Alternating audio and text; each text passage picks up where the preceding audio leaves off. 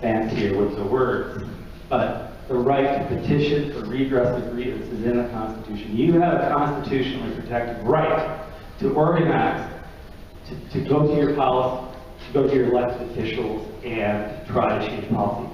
That is, in some ways, a fundamental part of our democratic system today. Nonprofits can lobby. They can. Many shy away from it for lots of reasons. Sometimes their funders get nervous. Funders are always really nervous. Some of them will not fund advocacy, period. They're like, no, we don't, that just gets too close. Their boards get nervous.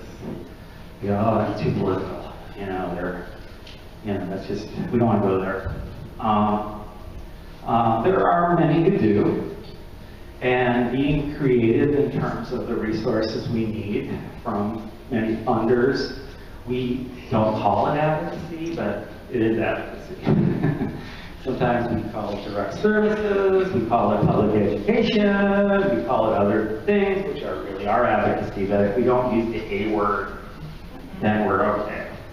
There is a major funder in this country who supports a lot of advocacy, but if you mention the A word in like a grant application, you're not. I'll say that they're the Helen Foundation. One of our largest single funders, so I'm not here to trash them. They've been a tremendous funding partner, but they get very nervous. If you are concerned at all about these lobbying issues from a legal perspective, now if you're 501c3, there are some kind of bright lines. The amount of resources you can dedicate, total to lobbying advocacy work is limited. It's very generous, but it's limited. You need to get educated about this. There are a couple of really great organizations who make a lot of great information available to the public free of charge or nearly free of charge. The Alliance for Justice and Charity Lobbying for Public Interest are great resources. If you're at all concerned about any of the legal issues around lobbying, check them out. Check out their websites. Lobbying by 501c3s is legal. Tax code always allows some lobbying. 1976 Public Charity Lobbying Law and regulations specify rules for nonprofit lobbying. And in 1990, the IRS established guidelines to comply with the lobbying law and to amend it to provide some clarity. So it is there, it is legal, you can do it, just be careful. And also document what you do, because I have seen a few cases where nonprofits have upset certain elected officials by their activities, and they have become the subject of, in one case, letters that went to the IRS from an official asking that a particular charity be investigated. And in other cases I've seen, there have been situations where public officials haven't liked the political pressure that has been brought to bear on them and have acted out publicly by trying to smear the organizations, go to their boards, go to their funders. I don't know that I don't think it happens a lot, but if you document what you do, you comply with the law, you'll be in good shape. Okay. Ran through a lot of stuff there. Any questions, comments, observations, thoughts about any of that, or anything else? Okay. Advocacy tactics, which I'm not sure what this is like. Oh, okay. getting fancy with my slides. Advocacy tactics, okay. Now let's dig a little bit deeper. Okay. Writing letters to policymakers, writing letters to the editor, whether it's part of a campaign, by parents, by teachers, by whomever you are organizing, is important. I'll tell you, I worked at Capitol Hill, I'll tell you, when my member of Congress got 5 letters on the same thing, it got his attention. I hear this all the time. Oh, they don't care. Oh, they're not paying attention to that. They pay attention.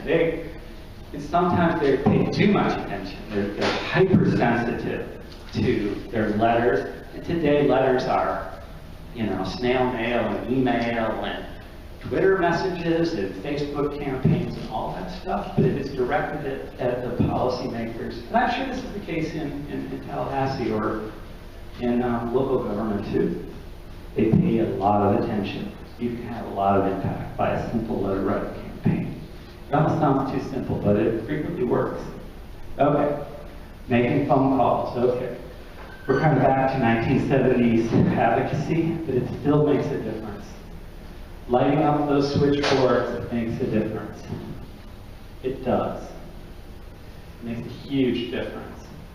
Again, like I said, if a policymaker gets just a handful of calls, it may not change their mind, it may not affect their vote, they may not even care, but you will get their attention.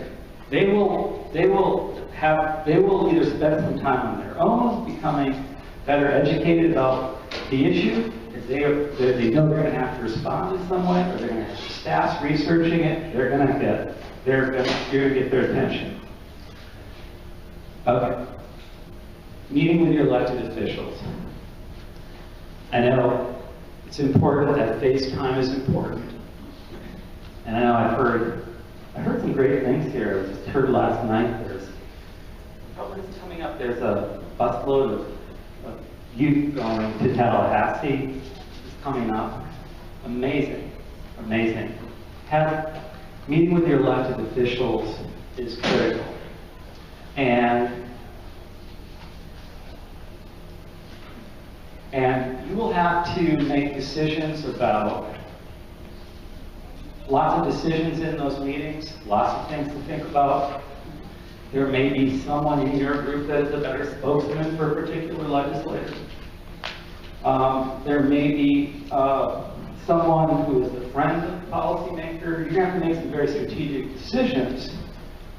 But meeting with elected officials is clearly a great strategy. Okay. Organize clients that benefit from services. Okay. All right, child care providers, here you go.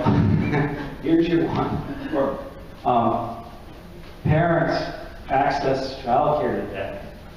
Clients of parents of foster care kids, foster grandparents, parents, teachers, you name it.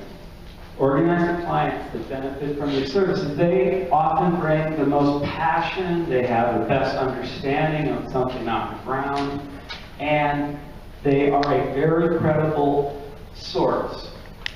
If you, for example, if you go into a policy elected official's office to talk about child care, and you have a parent who has children in child care, they have a very authoritative voice.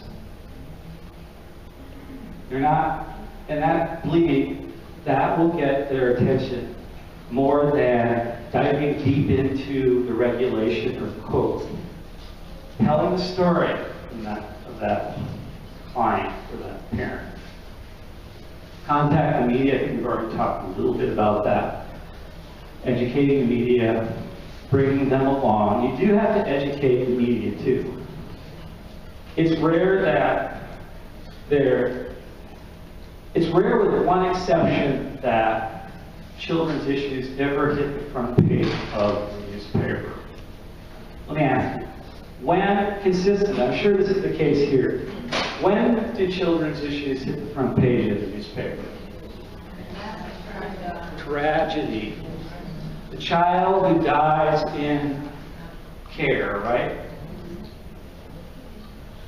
And then we go on, sometimes public systems go on the proverbial hunt for the perpetrator.